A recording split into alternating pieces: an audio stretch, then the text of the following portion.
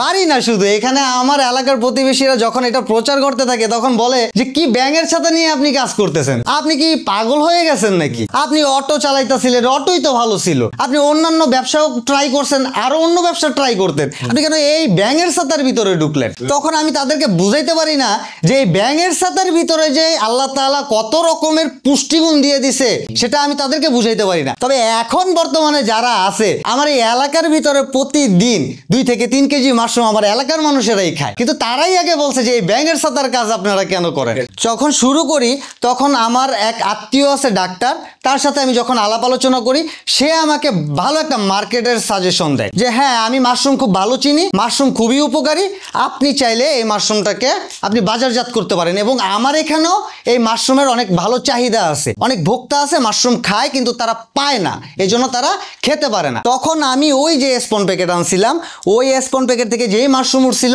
অল্প কিছু মাশরুম আমি খাই এবং অল্প কিছু মাশরুম আমার ওই ডাক্তারের আত্মীয়র কাছে পাঠাই। পাঠানোর পরে সে ওইখানে ওই মাশরুমটা নিয়ে প্রচার ঘটানো শুরু করলো। শুরু করার পরে তখন ওইখান থেকে আমার ভালো একটা অর্ডার আসা শুরু করে। প্রথম অর্ডার আমি এইখান থেকে যখন আমি মাশরুম এই 100 স্পন আনছিলাম ওইখানে আমার 1500 টাকার মতন খরচ হয়েছিল। আমি প্রথম চান্সে আমি 600 টাকার মাশরুম বিক্রি করছি। তারপরে ভাবলাম যে না, তাহলে তো এখানে লাভের সংখ্যা আছে, এখানে খেলা জমবে তাহলে ভালো মতো। তখন আমি এই স্পন প্যাকেট আরো সাভার থেকে 500 নিয়ে আসি। সাভার থেকে যখন 500 স্পন প্যাকেট আনার পরে তখন মাশরুম অনেক হয়, তখন বাজারটা এরকম ছিল না, তখন আমার per day 1 KG 2 KG mushroom চলে আসতো। তখন আমি খুব হতাশ, এই মাশরুম আমি কোথায় বেচবো? কিন্তু যে 1 কেজি আমার কাছ থেকে মাশরুম নিচ্ছে সে 1 কেজি মাশরুম খাচ্ছে 1 সপ্তাহ বা 10 দিনও লাগায় ফেলতেছে। তো সেই ক্ষেত্রে আমি তো প্রতিদিন উঠতেছে আমার 1 কেজি 1.5 কেজি 2 কেজি, তা আমি এই মাশরুম বিক্রি করবো কোথায়? তখন আমি কি করলাম, 200 গ্রাম করে ছোট ছোট প্যাকেট করে একটা এই স্কুল ব্যাগ নিয়ে, কাদের মধ্যে একটা স্কুল ব্যাগ নিয়ে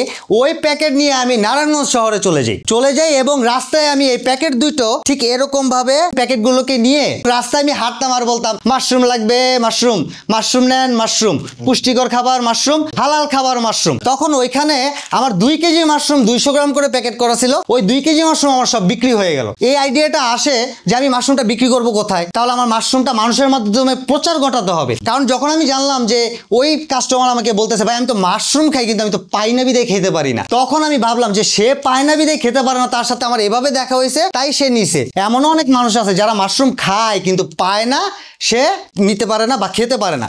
তখন আমি এটার উপর চিন্তা করে তখন আমি এভাবে হকারি করি এবং শুধু নারায়ণগঞ্জের রাস্তায় না, আমি বাসের মধ্যে আমি এই মাশরুম নিয়ে হকারি করি এবং আমি এই মাশরুম নিয়ে ফুট ওভারব্রিজের উপরে, এই মদনপুর ওভারব্রিজের উপরে, চিটাগাং রোড ওভারব্রিজের উপরে, কমলাপুর এই রেল স্টেশনের ওভারব্রিজের উপরে আমি এই মাশরুম নিয়ে বসে থাকতাম এবং কাস্টমার যাইতো আমার কাছ থেকে মাশরুম কিনে নিয়ে যেত। রিসাইক্লিং করতে করতে লাভের অংশ দিয়ে বড় করতে করতে করতে করতে আলহামদুলিল্লাহ আজকে আমার বর্তমানে 5 লক্ষ টাকার প্রজেক্ট। এখন বর্তমান আমি এখন অটো চালাই না, আজকে 1.5 বছর। আমি 1.5 বছর আমি অটো চালানো বন্ধ করে দিছি। যখন দেখলাম যে আমি অটো চালাইলে মাশরুমের কাজ করতে পারতাছি না, মাশরুমের কাজ করলে আমি অটো চালাইতে পারতাছি না, তো আমি দেখতেছি যে আমার খুব ভালো একটা বেনিফিট আসতেছে মাশরুম থেকে, তাহলে আমি কেন অটো চালাবো? যখন কিনা এই স্পন প্যাকেটটা আমি কিনে নিয়ে আসতাম তখন আমি ভাবতাম যে এই যে 500 স্পন প্যাকেট আমি কিনে নিয়ে আসলাম, আমার এই সাভার থেকে আনা গাড়ি খরচ, গাড়ি ভাড়া, এত কিছু, আবার করোনাও ছিল, তখন সবকিছু স্টপও ছিল মোটামুটি। তখন আমি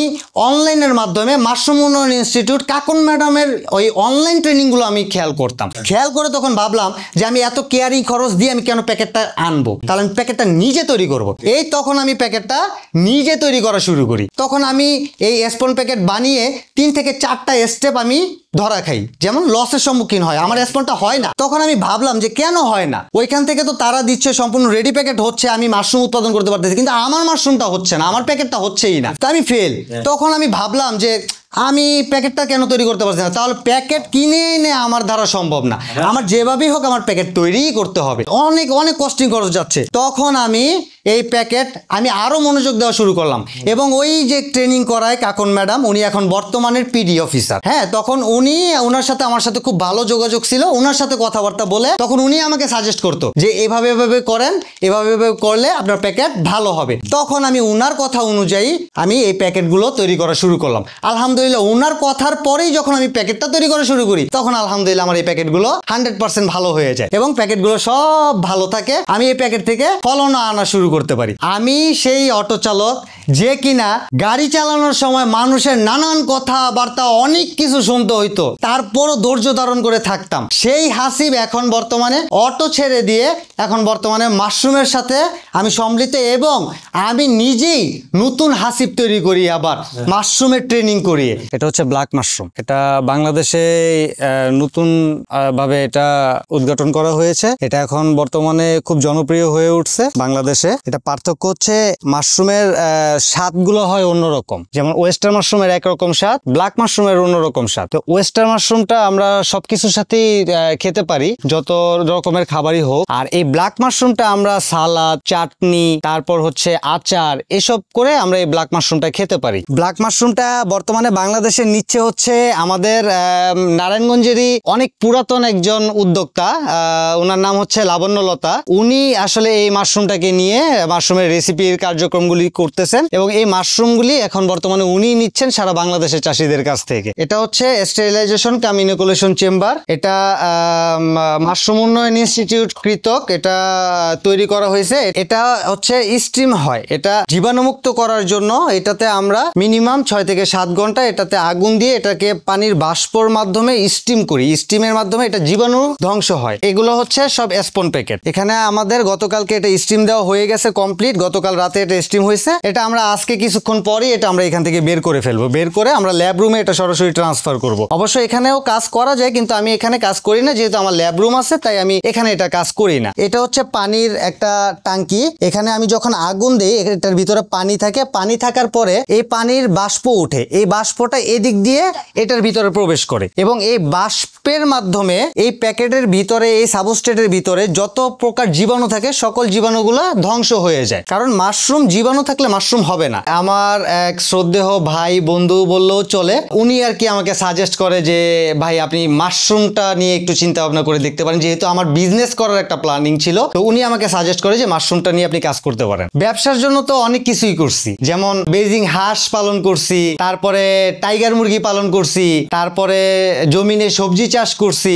আসলে এগুলো বাদ দিছি বলতে কোনোটাতেই আমার সাথে যায় না, মানে এটা আল্লাহ তাআলাই মনে হয় আমার রিজিকে রাখে নেই, এটা যে কারণে আমি ওইখানে সফল হইতে পারিনি। তো ভাবতাম যে আগে থেকেই যে সবসময় কি আমি গাড়ি চালাবো, আমার সন্তানরা কি সবসময় কি দেখবে তার বাবা গাড়ি চালাইতেছে, অটো চালাইতেছে, তারা ভবিষ্যতে কি করবে। প্রথম থেকেই ভাবতাম যে আমি কিছু একটা করব। এই কিছু একটা করা নিয়ে আমি অনেক কিছু করি।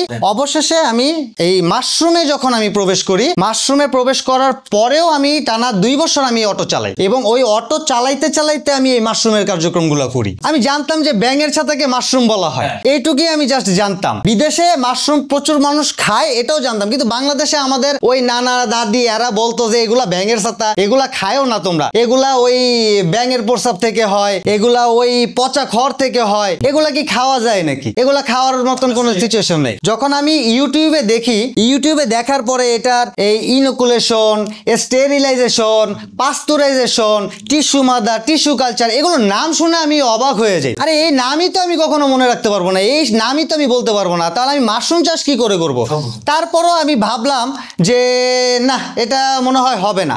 তারপর আমি এটা চিন্তা ছেড়ে দিয়েছিলাম। তারপরে আবার আমি এটার ভিতরে ওই বড় ভাই বলতেছে যে ভাই আপনাকে কিন্তু বলছিলাম যে মাশরুমটা নিয়ে আপনি একটু ট্রাই করলে পারতেন। তখন আমি আবার আমার ব্রেনটাকে একটু ওপেন করার চেষ্টা করলাম যে আসলে দেখি না, মানুষ পারে না তো এমন কোনো কাজ নেই, তা আমি একটু ট্রাই করে দেখি। তখন এই একটা স্পন প্যাকেটের দাম সরকারি ইনস্টিটিউটের দাম ধরা হয় 17 টাকা এবং বাহিরের প্রতিষ্ঠানে কেউ 22 টাকাও নেয়, কেউ 25 টাকাও নেয়। আমি সরাসরি সরকারি ইনস্টিটিউট থেকে আমি এরকম 100 প্যাকেট কিনে নিয়ে আসি।